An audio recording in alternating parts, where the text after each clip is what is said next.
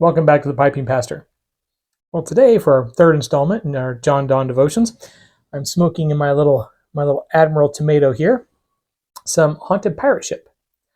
Haunted Pirate Ship, for those of you who are unaware, is a 50-50 mix of Pirate Cake and Haunted Bookshop by Cornell and Deal. So you just mix them together, jar them up, let them sit for a couple of months, and then Bob's your uncle. You had a great little blend. I'm smoking this today because iced coffee. Cheers. I've been watching some old Matches videos recently. When I first started smoking a pipe, a little over 10 years ago, I started as many as you did, like not having any idea what I was doing. So I searched up on YouTube about how to pack it and light it and keep it going and so forth. And I found Mutton Chop. And back then, I think he only had like 600-700 subscribers. It was in the really early days. But I used all of his instructional videos to kind of get myself going. And I had no idea the YTPC existed. I had no idea there were other presenters and so forth. And I didn't really see any need for any other presenters because I was getting all the information I needed from Mutton Chop. And but he referred to Matches in a few videos, and specifically talking about Haunted Bookshop, because Mutton Chop was not a big fan of Burley's, and so he didn't like that blend. And so I watched, I think, one of Match's videos at that time, but I just, I didn't really have time for YouTube. At the time, I was writing my PhD still. I was pastoring a church. I was running a national martial arts ministry there in the UK, the family and stuff. So I literally had no time. So I barely had enough time to go smoke a pipe every once in a while on the weekends. So I never really watched his videos when he was still around and still producing them. And so, but of late, I was like, one of them popped up in my feed, an old one, obviously an old one, but from like 10 years ago, popped up in my feed. I was like, let me check this out. And now going through and watching some of these older videos again, because I watched several of them years and years ago, I really got to appreciate the slow kind of like methodical, nature of just smoking a pipe with matches. And I'm like, it was one of those aha moments where I kind of, okay, that's, this is why I like, 2 a.m. pipe on the patio. And this is why I like so many of these other channels where it's literally you just sitting there just having a chat and smoking a pipe. And I think it's kind of nice,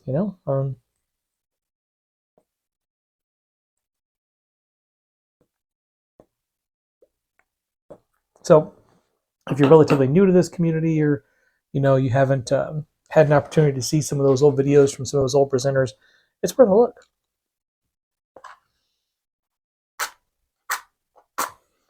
Many of us nowadays, channels like mine, or talk about pipes and tobacco, but we also have other things that we discuss and things that we get into and so forth. And once in a while, it's just nice to sit down, have a pipe, and talk about nothing. But that's not what we're doing today. So we are moving on today into a discussion of happiness.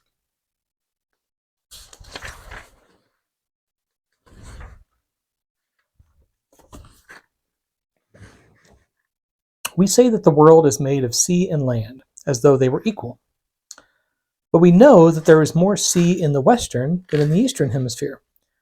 We say that the firmament is full of stars, as though it were equally full. But we know that there are more stars under the northern than under the southern pole. We may say the elements of man are misery and happiness, as though he had an equal proportion of both.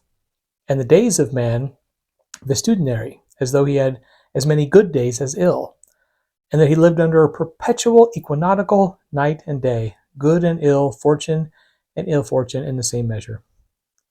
But it is far from that. He drinks misery and he tastes happiness. He mows misery and he gleans happiness. He journeys in misery, but he walks in happiness. So he's saying we have this impression that things are equal, and they're not. We have this idea that there's this A B, bifurcation of reality, that everything is in equal proportions, when in point of fact it's not. And he points out specifically when it deals with humanity's happiness. He says we mow in misery and glean in happiness. So it's like we do the harvest, like harvest a wheat field, and that is the misery, and the grains that we get from the stalk of wheat, that's our happiness. Everything else that goes to the threshing floor is in a far greater measure than the wheat that we go out there for. He moves on here to say, and which is worse, his misery is positive and dogmatical. His happiness is but disputable and problematical. All men call misery misery, but happiness changes by the taste of man. So he says misery is misery for everybody, right? I mean, if we're out in the middle of the desert in 110-degree heat with no water, doesn't matter who you are, where you're from, that's miserable. If we're on the rack being tortured, if we're starving in a cave somewhere, and again, it doesn't matter who you are, it doesn't matter your gender, your ethnicity, your nationality, we would all call that miserable.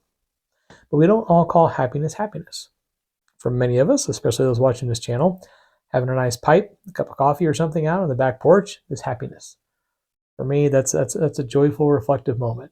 For my wife, who cannot stand the smell of pipe smoke, the idea of smoking a pipe on the patio to her would be misery, right? So happiness kind of varies. Misery is the same. Misery is in greater proportion, but happiness is in smaller, not only in smaller proportion, but it can change based on the person. So there's no dogmatic definition of happiness necessarily. And furthermore, things that we think may create happiness could endure misery. He goes on with this example here. A woman is comforted with the birth of her son.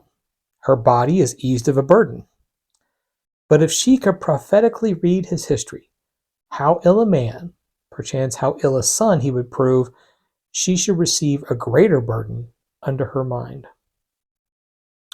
So this act that should bring happiness, right? Her body is literally relieved of a burden. And, especially in the time that he's writing this, infant mortality rate and the mortality rate amongst women giving birth was really very high. So the idea of giving birth to a son that was born healthy and that the mother was healthy and so forth would be a great account of happiness. But then he's like, but if she could look into the future and see what kind of a person her son is and how he'd be a horrible son, that happiness then turns to misery. Scarce any purchase that is not clogged with secret encumbrances. Scarce any happiness that hath not in it so much of the nature of a false and base money as that ally more than the metal. Nay, is it not so, even in the exercise of virtues? So it's like, even in these moments of happiness, there's these secret encumbrances, right? There's these, I could be happy having a piece of chocolate cake. The secret encumbrance is all the calories that come along with it, right?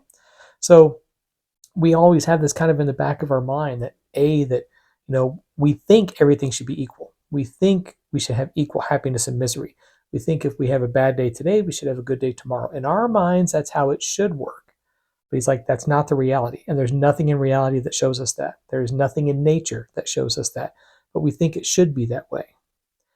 But even when we do get happy and have these happy moments, there's all these little things in the back of our mind that are like, oh, well, what about this? What about that? And what if this happens? And well, there is a drawback here. So even in that kind of happiness, we're not really, really experiencing happiness and joy.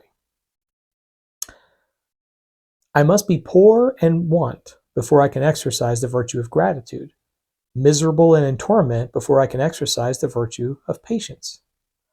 How deep we dig for coarse gold, and what other touchstone have we of gold but comparison, whether we be as happy as others, or as ourselves at other times? So he's saying, and on top of all this, we have to be miserable so we can appreciate the happiness. But then how do we actually understand happiness? Usually it's in comparison. We dig really deep for gold, but then we're like, well, who has more gold than me? We get what I like to call comparisonitis. I got a brand new car. Awesome, great. I'm so happy for myself. Oh, look, yay, it's a new car. And then I looked over my next door neighbor, and he's got a more expensive one, a better one, an older one. I'm an old car guy, you know. It's that same kind of thing. So he's like, even that is transitory, and it kind of steals away into some kind of misery. Oh, poor step toward being well, when these spots do only tell us that we are worse than we were sure of before. So what he's getting to in here, and he gets further into this in the expository explanation and then the prayer later on, is that our human perception of happiness, about how things should be, is skewed. There's nothing in the Bible that tells us we're supposed to be happy all the time. We're not supposed to be just joyous all the time, or happy all the time. We can be joyous and not happy. I did a message or a video on joy versus happy several months ago, if you want to check that out. But I say we're just not built that way. If you're familiar with history, if you're a history geek like I am, you may be aware of the gilded cage and silk rope method of controlling the sultancy of the Ottoman Empire. They would have lots of children, and the oldest child would, of course, be the next sultan. And so, to prevent infighting amongst the other siblings, they didn't want to just kill them off, right? Because they needed backups in case the oldest one died. But they also wanted to make sure they were put away and they were having no trouble with them. So they used, as a method of controlling this, the silk rope or the gilded cage. The silk rope was if the person was just like adamant about getting in control, getting in power, and causing trouble. Silk rope was to strangle them. It's like that was the extreme. That was the one they didn't want to do. What they preferred to do was called the gilded cage. They would set them up in a palace of their own, and they would have everything attended to. They would never want for anything. If they woke up at 2 o'clock in the morning and wanted a gold-plated duck, that's what they got, right? For their entire lives. But they were never allowed to leave that palace. It was a gilded cage.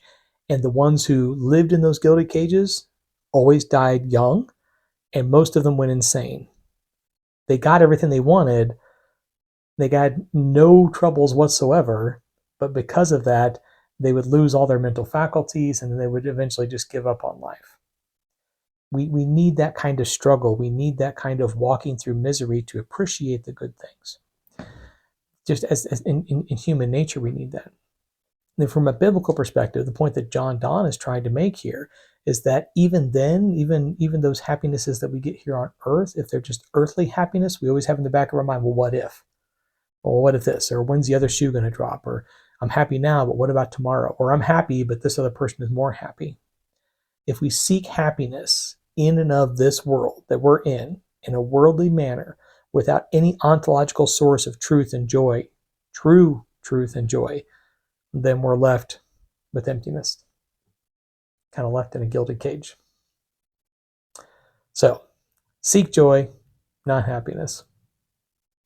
Well, I'm going to turn back to my matches-inspired bowl of tobacco and my nice cold coffee. Hope you have a lovely week.